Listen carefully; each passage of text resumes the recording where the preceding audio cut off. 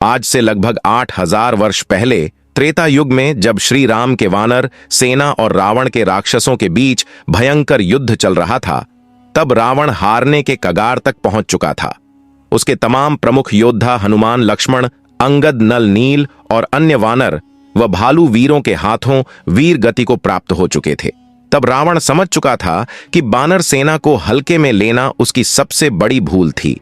फिर तमाम वीर योद्धाओं को खोने के बाद उसने अपने छोटे भाई कुंभकर्ण को याद किया, पर उस समय कुंभकर्ण अपने गहरे निद्रा में डूबा हुआ था, क्योंकि जिस समय वह ब्रह्मा जी की तपस्या कर रहा था, तब तपस्या पूर्ण होने पर वह ब्रह्मा जी से इंद्रासन मांगने की जगह गलती से निंद्राण मांग बैठा, जिसके बाद ब्रह्मा जी ने उसे खुशी खुशी वर्ष में 6 महीने सोने का वरदान दे दिया।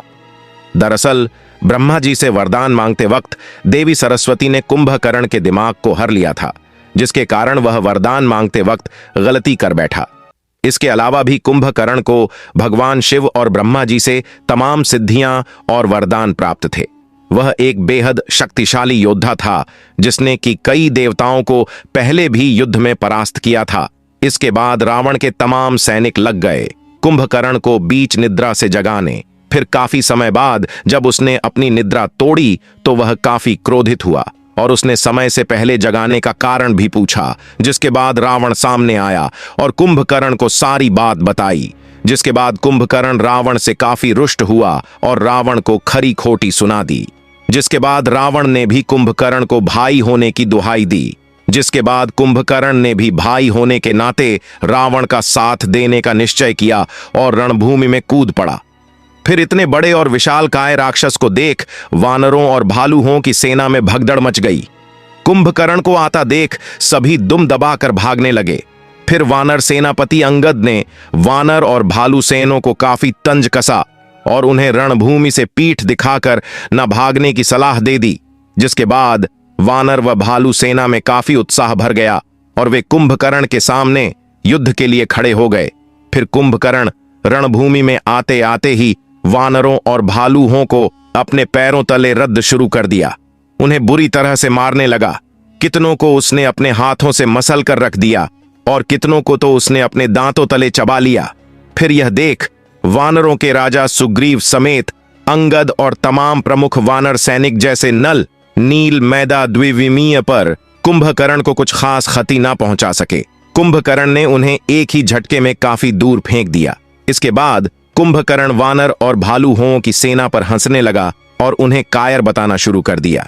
जिसके बाद उसके सामने रक्षराज यानी कि भालुओं के राजा जामवंत जी आ खड़े हुए और फिर उन्होंने हवा में उछलते हुए कुंभकर्ण के चेहरे पर सिर्फ एक मुक्का लगा दिया, जिससे कि कुंभकर्ण जमीन में गिर पड़ा। पर कुछ समय बाद कुंभकर्ण वापस से खड़ा बड़ा हो गया और उसने वानर और रक्ष सेना पर दोबारा से हमला करना शुरू कर दिया। जिसके बाद जामवंत जी ने हनुमान जी को याद किया। इसके बाद फिर हनुमान जी कुंभकर्ण के सामने आ खड़े हुए और उन्होंने भी अपना आकार कुंभकर्ण के इतना ही विशालकाय बना लिया और फिर कुंभकर्ण के ऊपर टूट पड़े। हनुमान जी ने कुंभकर्ण के ऊपर मुक्कों की बरसात करनी शुरू कर दी, जिससे कि कुंभकर्ण जमीन में गिर पड़ा और बुरी तरह से घायल हो गया। फिर कुछ देर बाद कुंभकर्ण वापस से खड़ा हो उठा और उसने अपनी पूरी ताकत लगाकर भगवान शिव से प्राप्त अपने प्रमुख हथियार शूल से हनुमान जी पर वार कर दिया। उसने शूल को सीधा हनुमान जी के सीने में ही ढसा दिया, जिससे कि हनुमान जी पूरी तरह से घायल हो गए और जमीन में गिर पड़े। इसके बाद कुंभकर्ण जोर से ठहाके लगाने लगा।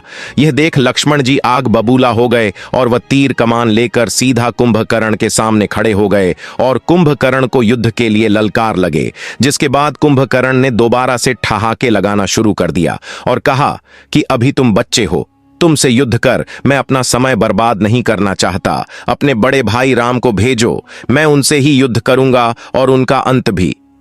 इतना सुनकर लक्ष्मण जी क्रोधित हो उठे और उन्होंने कुंभकर्ण पर तीरों की बरसात कर दी।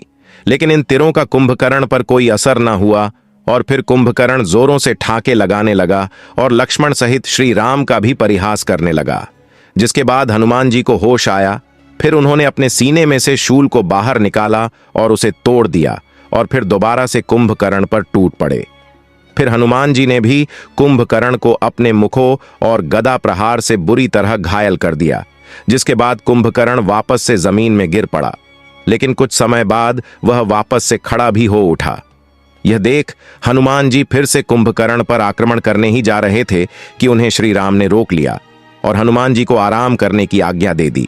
दरअसल हनुमान जी या किसी भी बड़े योद्धा के तमाम प्रहार से कुंभकर्ण से मूर्छित ही हो सकता था, लेकिन उसका वध नहीं, क्योंकि दरअसल कुंभकर्ण पिछले जन्म सतयुग काल में हिरण्याक्ष था, जिसका वध श्री विष्णु के तीसरे अवतार ने किया था।